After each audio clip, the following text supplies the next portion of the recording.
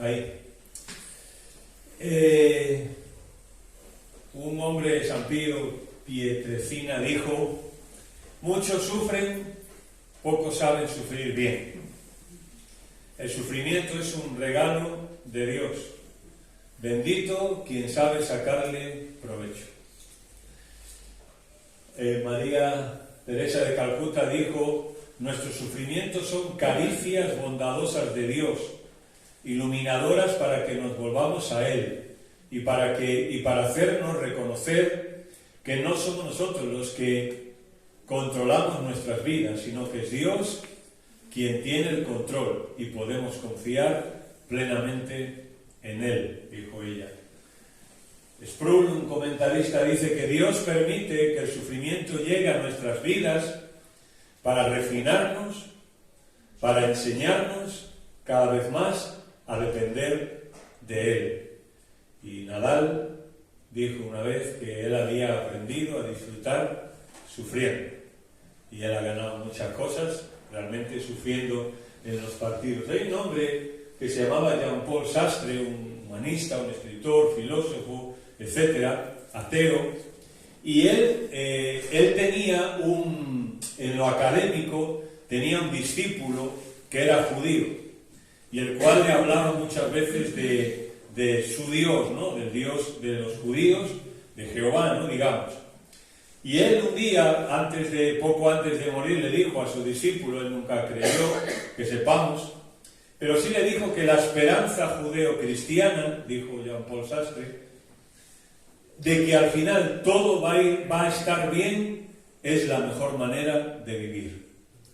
Porque él veía en su discípulo que aunque era una persona humilde, pobre, sencilla, pero que él confiaba en Dios y en que al final todo iba a estar bien.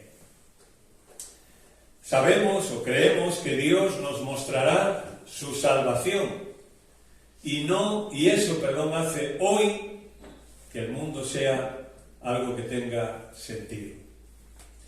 Os invito a que me acompañéis al Salmo 91, un salmo muy conocido por todos, creo.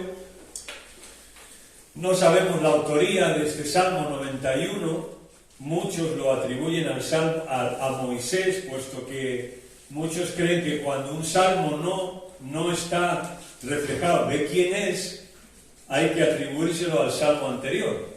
Y el salmo anterior, el 90, está escrito por Moisés, por tanto este sería también un salmo de Moisés.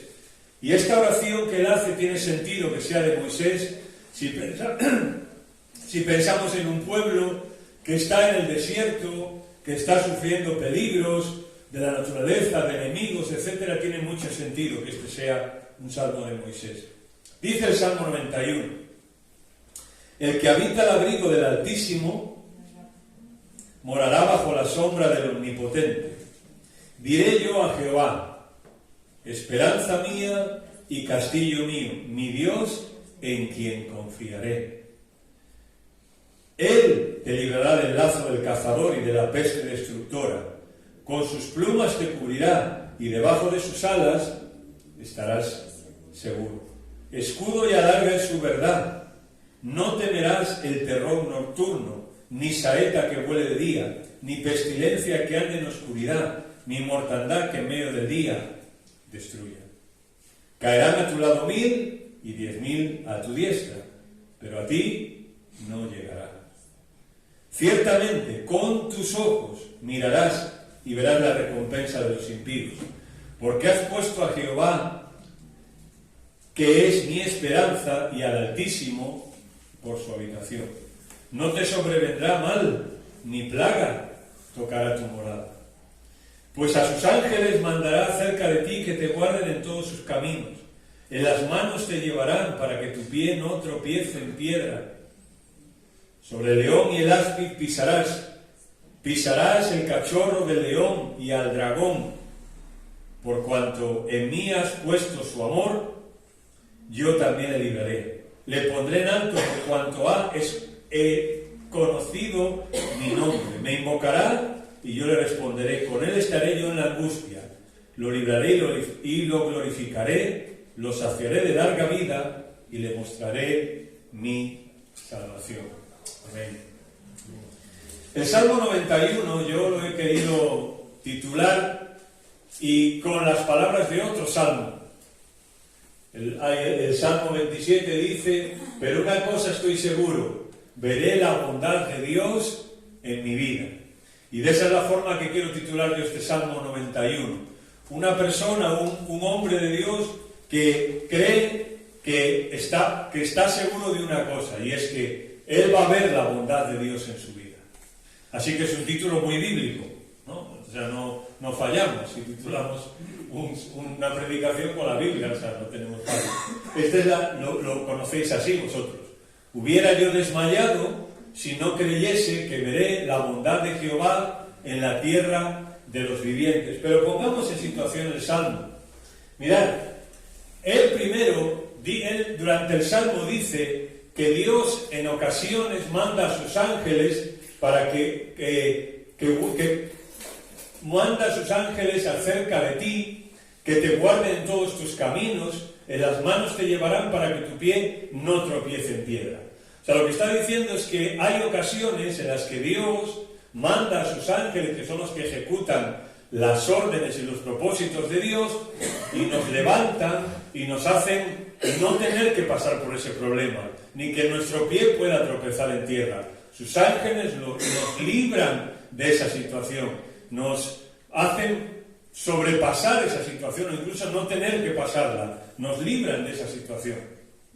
Pero en otras ocasiones, versículo 13, dice allí, ¿no?, que pisarás o aplastarás al león y a la víbora y hollarás fieras y serpientes. Hay ocasiones en las que el salmista dice que puede ser que no tengamos que pasar por el problema y que Dios nos levante por encima de ese problema.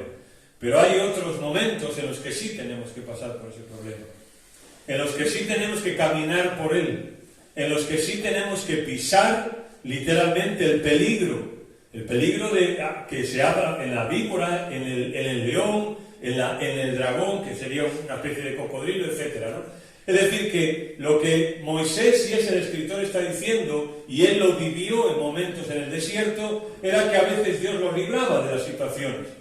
Y de alguna manera Dios permitía que los ángeles suyos librasen al pueblo de situaciones. Pero a veces ellos tenían que pasar por el problema, tenían que pisar allí, ¿no?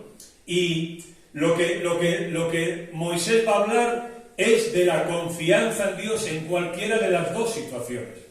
Bien sea que Dios nos libre de una situación, de un problema, o que nosotros tengamos que pasar. Porque muchas veces pasan cosas en la vida, ¿no? Y el problema es el miedo que nosotros tenemos a esos problemas. Si recordáis, con este salmo, Satanás tentó a Jesús a dudar de las promesas de Dios o a usar mal las promesas de Dios. Pero el hecho de que Satanás hubiese tentado a Jesús, eso no anula los propósitos de Dios. Y él, ante esta situación que Satanás le pone a él, bueno, por esta situación van a venir los ángeles y te van a llevar, no vas a tener que pasar por este problema. ¿Cuál es la respuesta de Jesús? Escrito está. Y Jesús confía en Dios frente a Satanás que lo está tentando. Para que venga lo que venga, él va a confiar en Dios.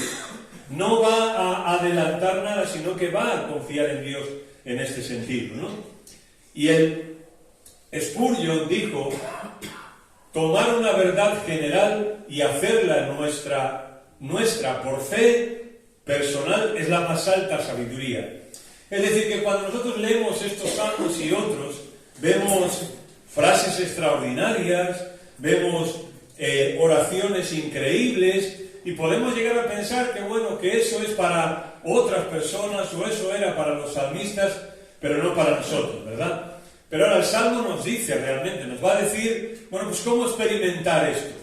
¿Cómo puedo yo, que me cuesta muchas veces, que tengo mis luchas y mis cosas, poder confiar en Dios? Mañana posiblemente voy a tener que vivir una circunstancia, un problema, una enfermedad, una necesidad, mañana, pasado mañana. Y cuando esa circunstancia venga a mi vida, ¿qué va a hacer Dios? ¿Dios me va a librar de eso, como a veces lo hace? ¿Va a hacer que yo ni siquiera tenga que pasar por ese problema e inmediatamente lo solucione? ¿O yo voy a tener que pisar sobre ese problema? Voy a tener que pisar sobre un peligro real, un peligro que no puedo controlar y un peligro que incluso me puede llegar a hacer mucho daño a mi familia o a mí personalmente en mi fe.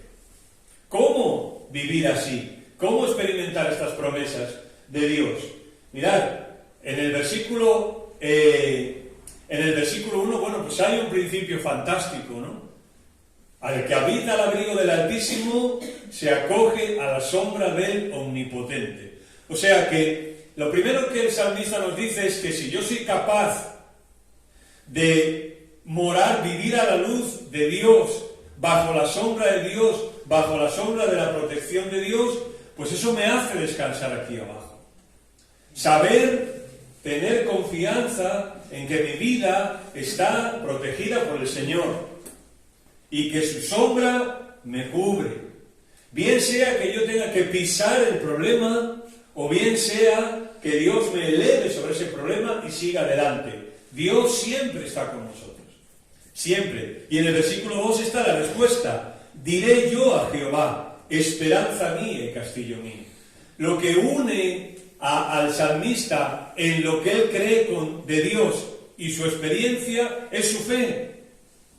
O sea, de alguna manera el salmista está decretando, pero no os asustéis, no en el sentido ese, está decretando, no está diciendo, bueno Señor, yo digo, tú eres mi esperanza y mi refugio.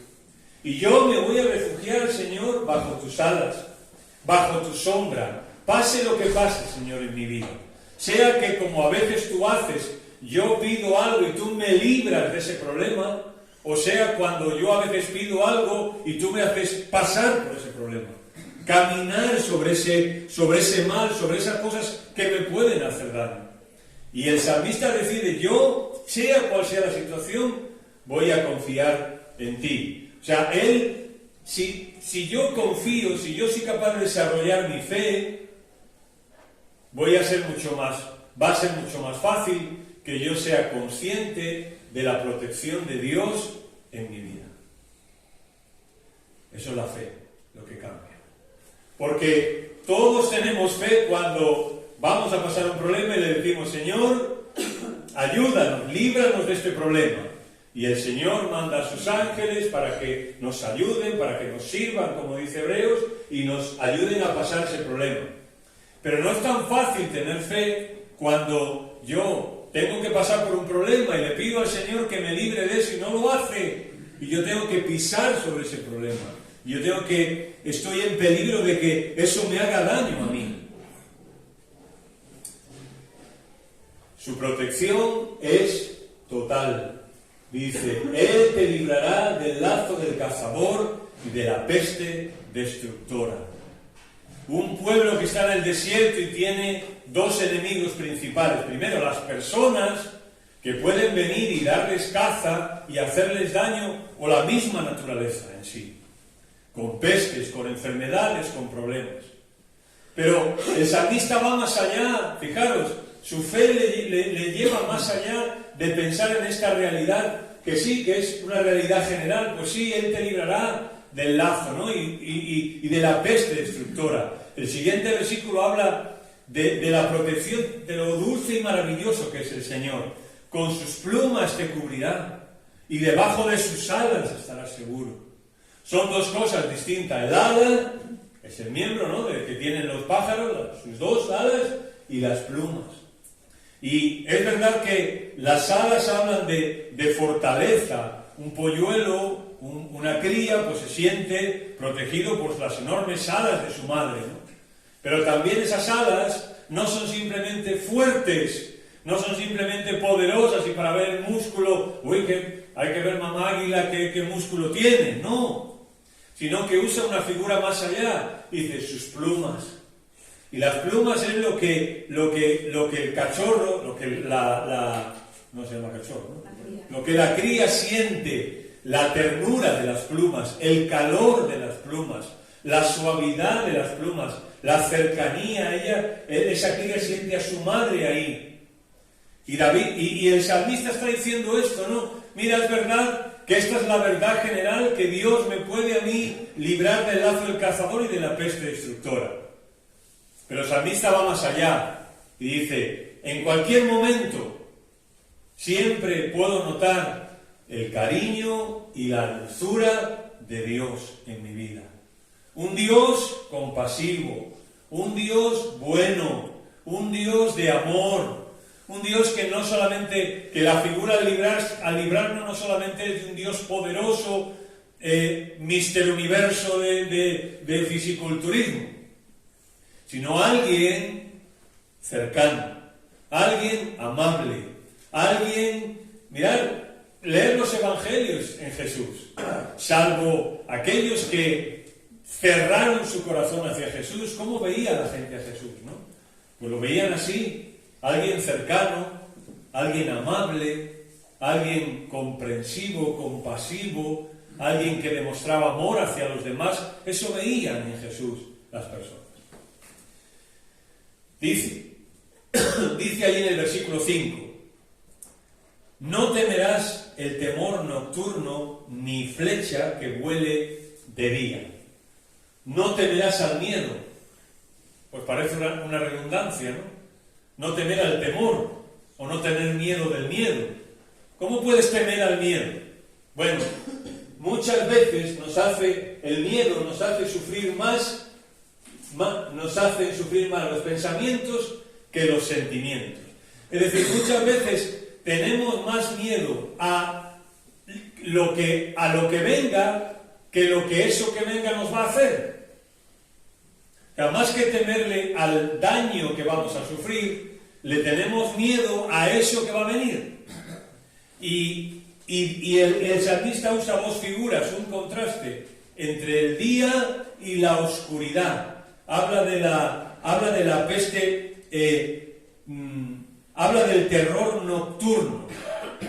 Terror nocturno, ¿no? Hay cosas que no vemos en la vida. Hay cosas que no podemos prever que van a venir, que vienen en la noche, que no podemos controlar. Pero también dice, ni flecha que vuele de día. Es distinto. Oscuridad, día. Oscuridad, no hay nada que hacer. Pero por el día tú ves venir una flecha, pero una flecha viene de repente. Un flechazo es inesperado. Muchas veces no puedes ni siquiera hacer nada contra eso. Él está, de nuevo, viendo la protección de Dios, ¿no? Y pensando en si va a tener que pasar un problema, si Dios lo va a librar o lo va a tener que pasar.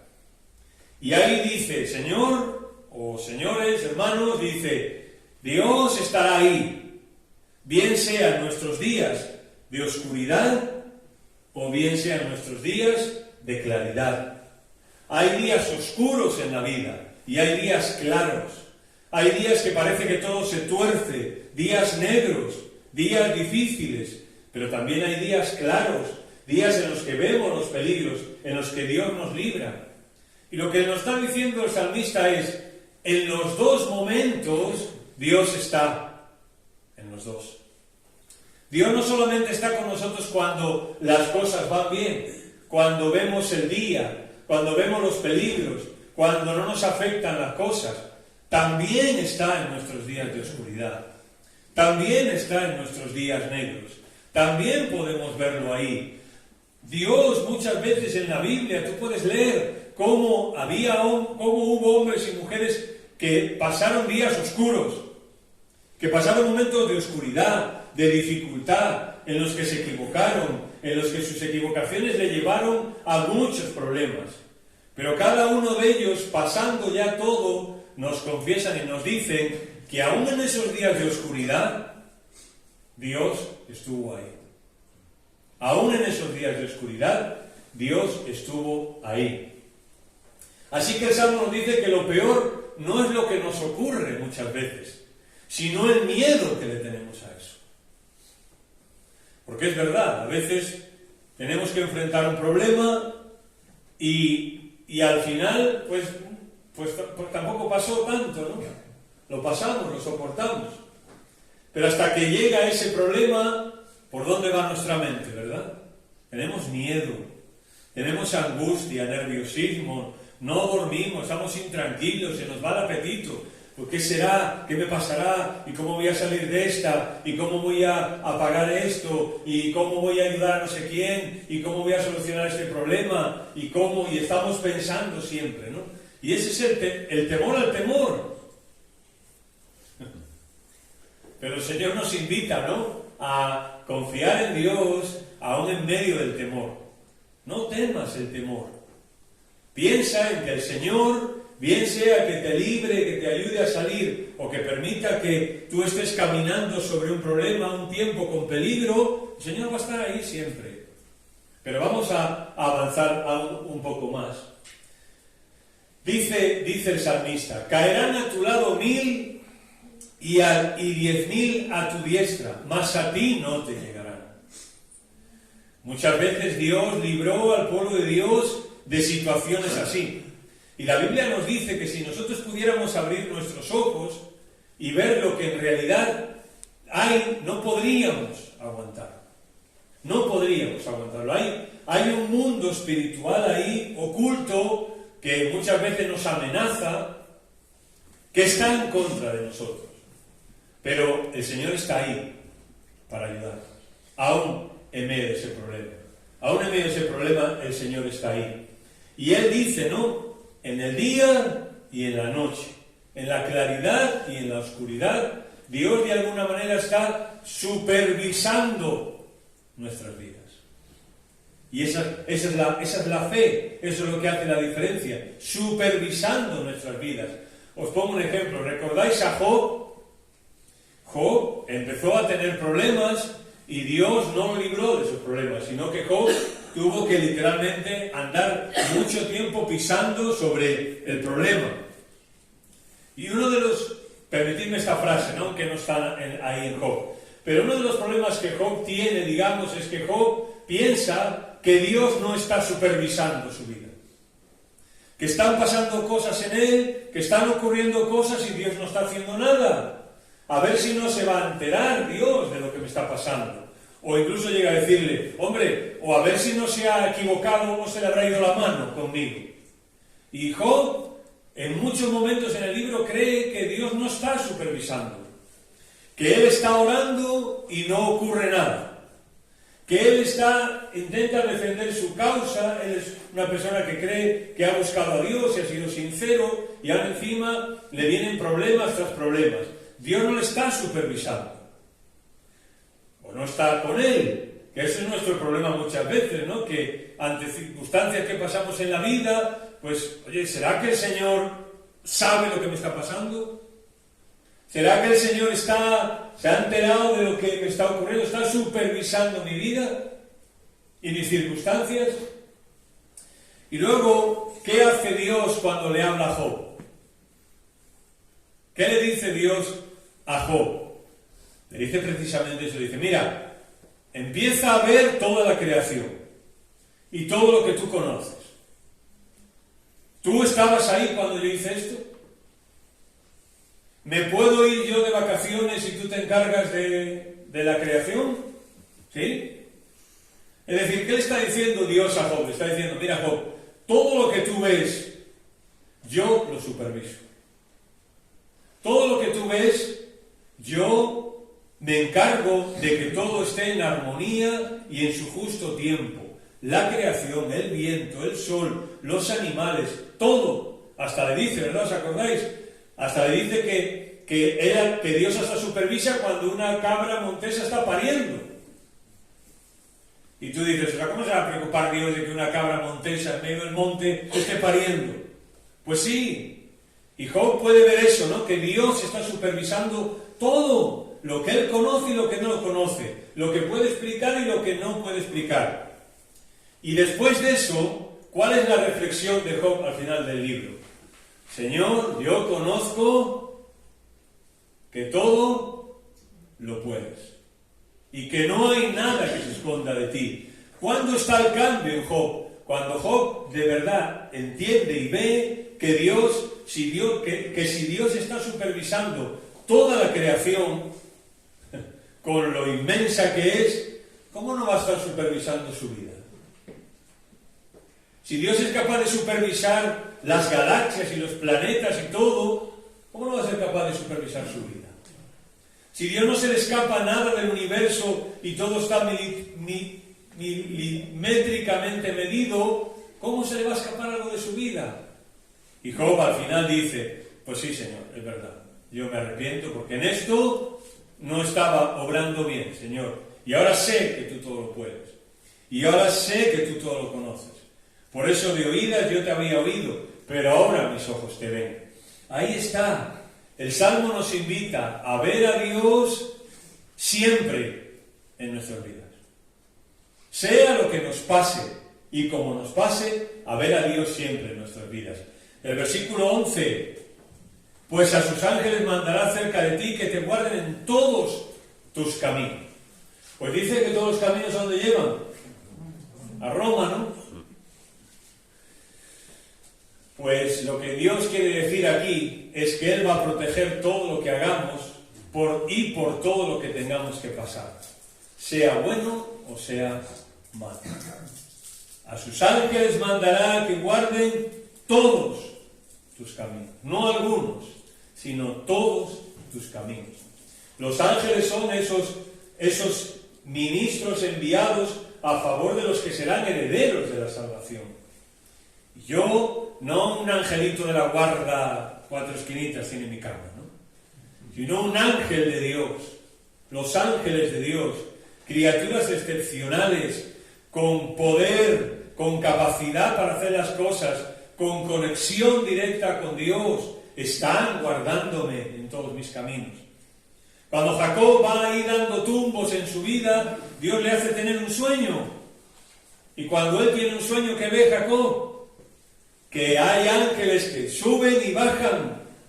Es decir, que hay ángeles que van a la presencia de Dios para recibir las órdenes y están con él allí. Oh, si Dios nos hiciera abrir nuestros ojos, ¿verdad? Ya que posiblemente nuestros ojos materiales no lo va a hacer, pero al menos que abra nuestros ojos espirituales y que podamos ver ese mundo que hay ahí, que por un lado nos amenaza, que por un lado es un peligro, pero Dios está ahí también. Y ahí está Él y sus ángeles para guardarnos. Dios en su poder estará con nosotros aún en las cosas en las que hay nada que hacer humanamente. Es decir, vivir una vida de milagros.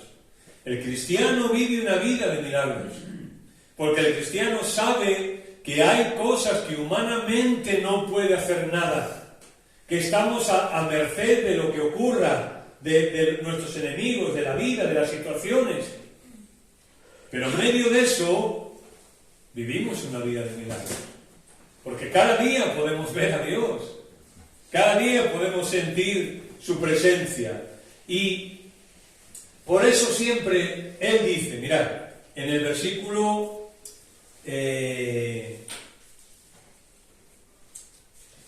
En el versículo 14 dice, por cuanto Él ha puesto en mí su amor, yo también le libraré, lo pondré en alto por cuanto ha conocido mi nombre. Es como que Él está diciendo, es como que el salmista está diciendo dos cosas, ¿no? O sea, ¿cómo vivir una vida de milagros? En el sentido de sentir siempre que Dios está conmigo ayudándome. Primero, deseándolo a Él, por cuanto ha puesto en mí su amor. Se puede traducir como por cuanto me deseó. Y luego dice, y por cuanto ha hecho eso, yo le elevaré, yo lo levantaré para que conozca mi nombre. Mirad, el salmista no está preocupado solamente en que Dios le libre, sino que él quiere algo más que Dios le libre, y es él quiere ver al libertador. Él dice, ¿por qué él vive así? ¿Por qué él tiene esta fe? ¿Por qué este hombre vive una vida de milagros? Bueno, primero por cuanto me deseó. No solo deseó ser librado del problema, no solo deseó la ayuda de Dios, la provisión de Dios, la sanidad de Dios, sino que primero a quien deseó es a quien hace esas cosas. Es decir, no deseó tanto los dones como el que da los dones. Ahí está, ¿no? O sea, eso es. Y luego dice, por tanto yo lo elevaré. O sea, él, cuando una persona conoce su nombre, es consciente de lo que Dios está haciendo en todo momento. Mirad, cuando se pone un nombre siempre limita. Un nombre lo que hace es limitar. Por ejemplo, David, ¿no? ¿Por qué le llamamos David? Un nombre lo que hace es, él es David y no es Yuri. Por eso le ponemos un nombre. Para saber, David es él y sus circunstancias. ¿Sí? Y él no es Yuri, ni Yuri es él. Y el nombre lo que hace es limitar, adjetivar a la persona, decir, este es él y no es otro. Pero con Dios no. Porque por eso Dios se preocupa en la Biblia en expresarnos tantas veces su nombre. ¿Qué significa su nombre? Sus atributos, su soberanía, su sabiduría, tantos nombres que se refieren a Dios. ¿Para qué? Precisamente para lo contrario, para que yo no limite a Dios, sino para que Dios para mí sea algo ilimitable. O sea, no lo puedo abarcar, no lo puedo reducir a un nombre, a Dios. ¿El resultado cuál será? Si nosotros somos capaces de desearle a Él y no solamente a lo que Él haga por nosotros. Si nosotros llegamos a conocer su nombre, dice, yo lo elevaré. Lo elevaré. ¿Te acuerdas que dijimos que al principio que Dios un problema puede o bien librarnos de él o pisar el problema? Bueno, pues aquí hay algo muy bonito, ¿no? Está diciendo, cuando alguien es capaz de tener esta confianza en Dios y es capaz de desear a Dios más que los dones y es capaz de conocer su nombre, ¿cuál será el resultado? Bueno, el resultado será que al salir de esa situación será mejor que antes. Esa es la realidad. O sea, cuando yo soy capaz, cuando yo tengo que pasar un problema y soy capaz de elevarme por encima de ese problema y entender que Dios está ahí, desearle a Él y tener esa comunión con Dios y conocer su nombre, es decir, ver qué Dios está haciendo, cuál es su propósito, cuál va a ser el resultado. Yo voy a ser mejor después de esa situación que lo que era antes.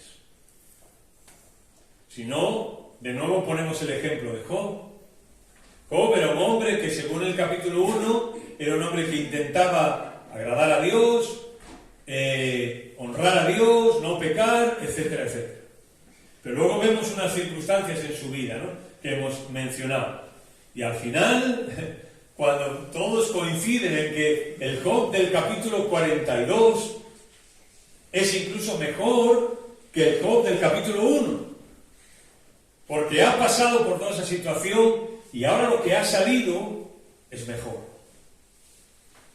No es el Nuevo Testamento el que nos dice que cuando nosotros tenemos que pasar una prueba o una situación en nuestra vida, lo que va a hacer Dios es refinarnos por medio de eso y hacernos y quitar las impurezas de nuestra vida.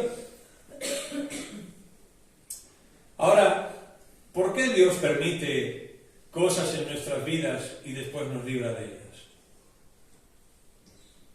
¿No sería mejor que nos librara de ellas directamente? ¿O que no nos hiciera pasar? Pensarlo, ¿no? Es decir, ¿por qué? Si Dios me va a librar de esto, ¿por qué me hace pasar por esa situación? Pues más fácil que no me vaya a pasar. Si Dios me va a sanar, ¿por qué pasar una enfermedad? Pues directamente que no la pase. O si Dios va a ¿por qué? El Salmo lo dice. Mirad el versículo 15. Me invocará y yo le responderé.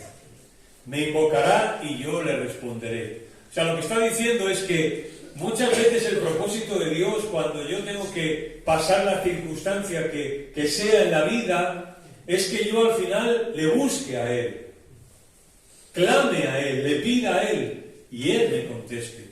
Esto va en armonía con la Biblia, porque la Biblia dice que Dios a nosotros nos anhela. Nos anhela. Es decir, Dios quiere tener una relación con nosotros. quiere que nosotros le busquemos, quiere que nosotros le pidamos. Y por tanto muchas veces Dios no está en una nube esperando a ver qué nos pasa y a ver cómo reaccionamos. Y si reaccionamos bien, darnos una palmadita en la espalda, y si reaccionamos mal, pues machacarnos. No, Él está con nosotros. Isaías dice, en todas sus angustias, Él fue afligido. En todas sus angustias, Él fue afligido. Y si este es un salmo de Moisés, y Moisés ahora posiblemente ya ha pasado todo esto y eche una vista atrás, puede ver, ¿no?, que Dios siempre estuvo con él, siempre estuvo con este pueblo. Bueno, y este es un texto maravilloso y precioso porque nos ayuda, ¿no? Lo libraré y Él me glorificará. Porque este es el fin de todo. Este es el fin de todo. Dios lo que quiere hacer es mostrarnos su salvación. Y nosotros lo que tenemos que siempre es mantener esa fe y esa esperanza. O sea, todo lo que ellos han pasado como pueblo y este salmista individualmente, ¿para qué? Bueno, lo saciaré de larga vida y le mostraré mi salvación. El Antiguo Testamento, la palabra salvación es un término muy amplio, ¿no?, que incluye posiblemente lo que tú estás pensando con salvación, pero también incluye salvación de sus enemigos, y por tanto Dios se glorifica y se honra a sí mismo en librarnos de los enemigos. Significa sanidad cuando lo tenga que hacer, y eso es una cosa que honra a Dios y glorifica a Dios. De hecho, hay un nombre que Dios usa de sí mismo, que es Jehová sana, o Jehová provee, o Jehová hace un montón de cosas, ¿no? Pero todo eso, ¿para qué? Para mostrarnos su salvación. O sea, tú y yo, ¿para qué vivimos como hijos de Dios? ¿Para qué existimos? ¿Qué pintamos aquí en esta tierra? Porque si fuera, por fin, tener comunión con Dios como nosotros lo entendemos y estar con Él, pues ya nos hubiese llevado en el momento de creer. Pues ya está, tú has creído, has conocido a Jesús como tu Salvador, eres salvo, pues venga, para arriba, ¿no? Uno más, para arriba. ¿Por qué nos deja aquí? ¿Por qué pasar este tiempo aquí en la tierra luchando con estas cosas? Primero, porque ese es su propósito, ¿no? Segundo, para que nosotros podamos mostrar, ¿no?, que en medio de nuestras circunstancias nosotros ponemos a Dios como el Altísimo, y su sombra, su protección, su cuidado siempre estará con nosotros. Por tanto, mantengamos siempre esa fe y esa esperanza. Mantengamos siempre esa fe y esa esperanza, porque creemos que Dios al final nos va a mostrar su salvación. O como decía Jean-Paul Sastre, la esperanza judeo-cristiana es la mejor forma de vivir, porque al final todo va a estar bien. Y mirad, aunque nosotros aquí en esta vida tengamos que pisar muchos problemas y estemos expuestos a muchos problemas, a necesidades, a enfermedades, a sufrimiento, al final Dios nos mostrará su salvación. Esto no es todo, esto solamente es un anticipo de lo que hoy día vamos a vivir. Y tener esta fe es lo que ayuda a que hoy tenga sentido. Si yo no tengo esta fe, la vida pues es una patada en el trasero, una patada de mal gusto además, porque ¿cómo es la vida, no? Pero el cristiano tiene una fe, y es que bien sea que Dios haga una cosa con sus circunstancias o haga otra, Dios siempre estará con él. ¿Recordáis el pueblo de Dios, no?, cuando dijo Ebenezer? ¿Recordáis? ¿Qué significa? Hasta aquí nos trajo Dios. Hasta aquí nos ha ayudado el Señor. Y tú dices, oh, qué optimismo, qué bien les fue, ¿no? ¿Seguro? Echa una vista atrás en el pueblo. Todos los problemas y las circunstancias que vivieron, y los sinsabores y los peligros y las enfermedades y las necesidades, los problemas con los que tuvieron que pisar. Echa una vista atrás desde ese dicho. Pero aún así ellos dicen, hasta aquí nos has llevado. Y esta es la fe que intenta transmitirnos este salmo, ¿no? Hubiera yo desmayado, ¿recordáis el título al principio? Hubiera yo desmayado si no creyesen que veré la bondad del Señor. Si no creemos cada día en que vamos a ver la bondad del Señor en nuestra vida de una forma o de otra, pues vamos a desmayar. Pero si creemos que veremos la bondad del Señor en nuestra vida de una forma o de otra, Él nos saciará con larga vida y de una u otra forma nos mostrará su salvación. Amén. Señor, gracias por tu palabra en esta mañana.